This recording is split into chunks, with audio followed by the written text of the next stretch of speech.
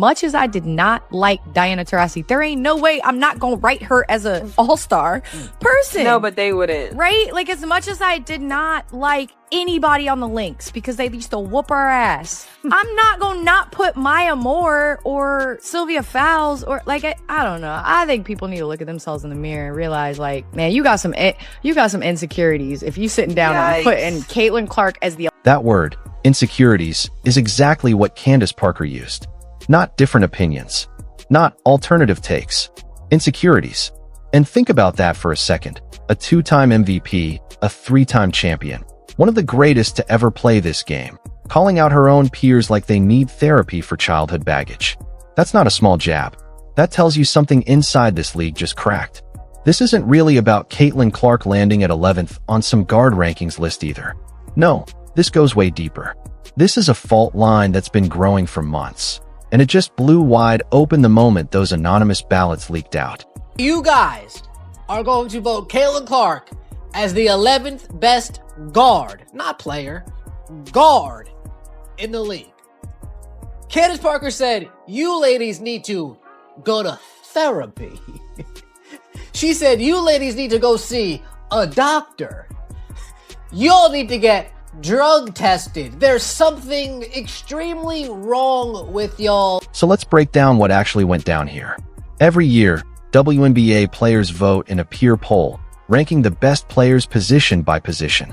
This year's results dropped, and Caitlin Clark, the same player who led the entire league in assists at 8.4 a game, smashed the rookie assist record and pulled in the highest TV ratings the league has ever seen. Got ranked 11th best guard. Not 11th overall, 11th among guards, behind players who didn't even make the All-Star. You were the real deal Holyfield, so you didn't really have a reason to be jealous of anybody in the league. You didn't really have a reason to be envious of anybody in the league. You were the real deal Holyfield. You're a pretty girl. I got nothing to be jealous about anybody in this league. But you look around this league right now, there's a lot of jealous people who aren't the real deal. Here's the key point Parker's making, and it matters because of who's making it. When you get pick number 1, when you win MVP and Rookie of the Year in the same year, when your face is on magazine covers and you're hoisting championship trophies, you don't walk around feeling threatened by other great players. Her example about Diana Taurasi says it all. She didn't even like Diana. Their teams straight up hated each other. The Sparks and the Mercury had real beef on the court. But when All-Star voting came around, where it was time to give credit where it's due, Parker never let personal feelings get in the way. That's what real confidence looks like. You can respect greatness in someone else without feeling smaller yourself. Now look at the WNBA today. How many players out there actually have that kind of security? I don't think the best players in the league voted her 11th. Like, let's just say Asia Wilson got a ballot. I don't think she voted her 11th. She was like, yeah, she's probably top 2 guard. Number 1 in the league. Yeah, I don't care. Asia Wilson's got nothing to be... Nafisa Collar, yeah, she a top. Yeah, she one of the best guards. Yeah, boom, top. Sabrina, yeah, she a top. Breanna Stewart, yeah, she one of the best. But once we get out of that top 5, top 6 range of players in this league, then the insecurity starts settling in, and then the voting and the... Now this is where Parker's breakdown really gets interesting. She points out that the top 5 or 6 players in the league most likely voted honestly. Aya Wilson, this year's MVP, probably had Caitlin sitting in her top 3 guards. Sabrina Ionescu, already locked in as one of the best, probably voted fair and square. Breanna Stewart isn't losing sleep over some rookie taking her spot. These are the established names. They've got the contracts, the endorsements, the legacy already secured. But go past that top tier, look at players ranked somewhere between 7th and 20th, and that's exactly where the insecurity creeps in. Because those are the players been upgraded to a flagrant 2 and assessed a 1-game suspension. I don't disagree with Do I think the call. that it should have been upgraded? Yeah, I do. I think it should have been upgraded to a flagrant 2, assessed a 1-game suspension. I don't disagree with the call. I think it should be upgraded and play on. But again, the lack of coming out and actually talking about the things that are happening after things were assessed, like Alyssa Thomas, right? She was loud and proud about saying she didn't hear that she was being suspended until almost 10 minutes. Something's been building here that nobody in the WNBA wants to admit out loud, and it just spilled out into the open. Let's start with the Aaliyah Boston situation, because it tells you everything about a pattern that's played out all season long. Boston called out the Dijanai Carrington flagrant foul, the one where Caitlin got hit in the face during a playoff game, saying flat out, "That's not a basketball play." And she was right. It wasn't. But here's the real question. What did Boston actually do about it? Because if you watch these games closely, if you actually pay attention to how Fever players treat opponents who've gotten physical with Caitlin, you notice something. Plenty of talk. Almost no action. They give the right sound bites in interviews. They post the right messages online. But then game night rolls around, and in the tunnel, before tip-off, handshakes, hugs, laughing like nothing happened. Business as usual. The Alyssa Thomas incident exposed this whole pattern perfectly. Thomas hit Caitlin in the throat with a closed fist, then stepped right over her while she was down on the floor. The league reviewed the play and upgraded it to a flagrant 2, handing Thomas a 1-game suspension. Candace Parker said it should have been even harsher, and honestly, she's not wrong. But then Thomas went on her own podcast afterward and claimed she'd received death threats. She said the league gave her almost no warning about the suspension, just 10 minutes before the game. She said the commissioner never even reached out. Every single one of those claims turned out to be false. A reporter later confirmed Thomas and the commissioner had actually been texting the whole time. The league followed its normal suspension process. And the death threats. No evidence they ever existed. That's not accountability. That's deflection dressed up as victimhood, pointing the spotlight anywhere except at her own actions. And this brings up something worth talking about, because every single time there's controversy around Caitlin Clark, somebody brings up death threats. Thomas claimed them.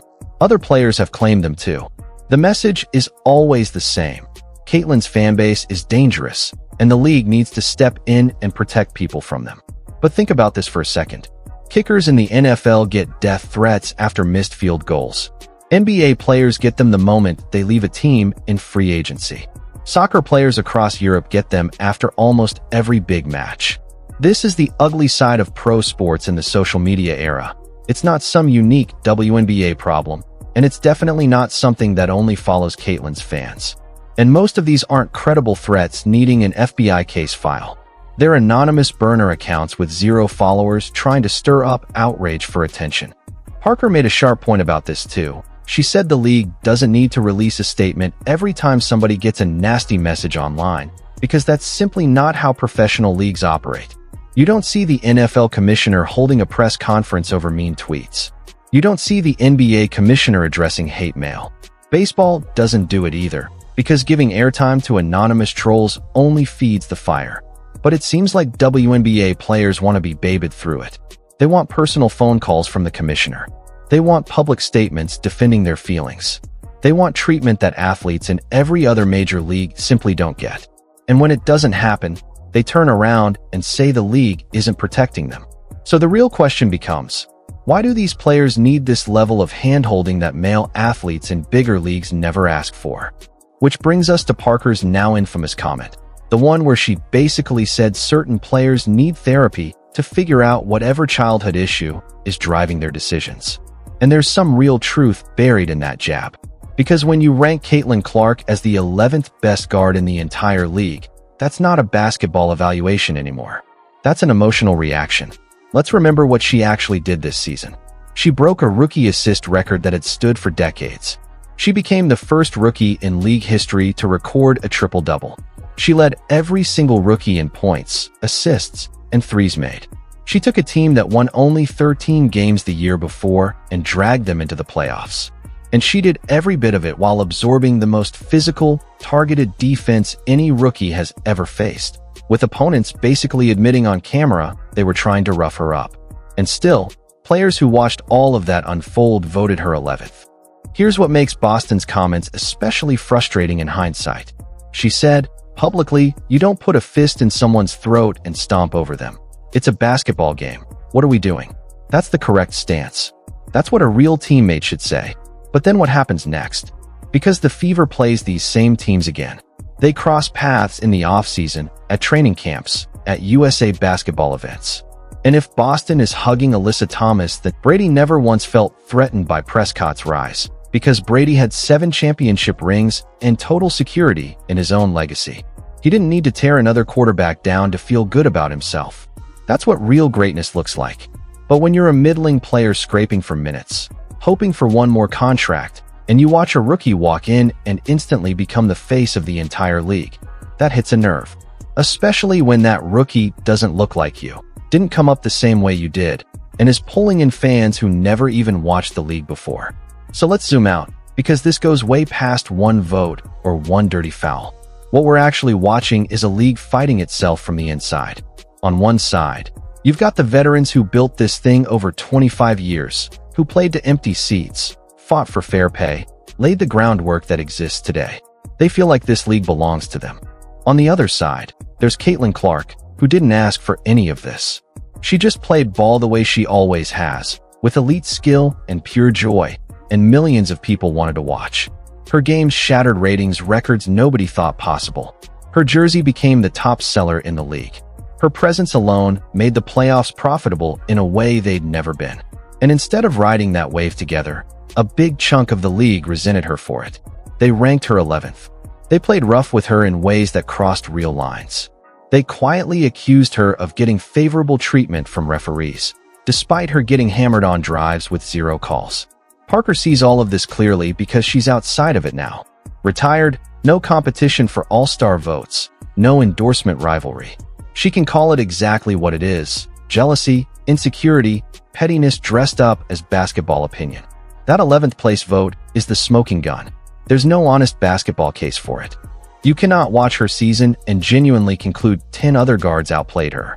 The only way you land there is if emotion overrides evaluation, if resentment clouds judgment. And through it all, Caitlin just kept playing. She didn't complain about the physicality, even taking more hits than any rookie in league history. She didn't fire back at the vote, even knowing 11th is almost insulting. She let her game speak, and that quiet professionalism only made the insecure players angrier, because she was proving you don't need drama to matter. You just need to be great. So here's the real question worth sitting with. Did Candace Parker go too far calling this a therapy problem, or did she just say what everyone else was too afraid to?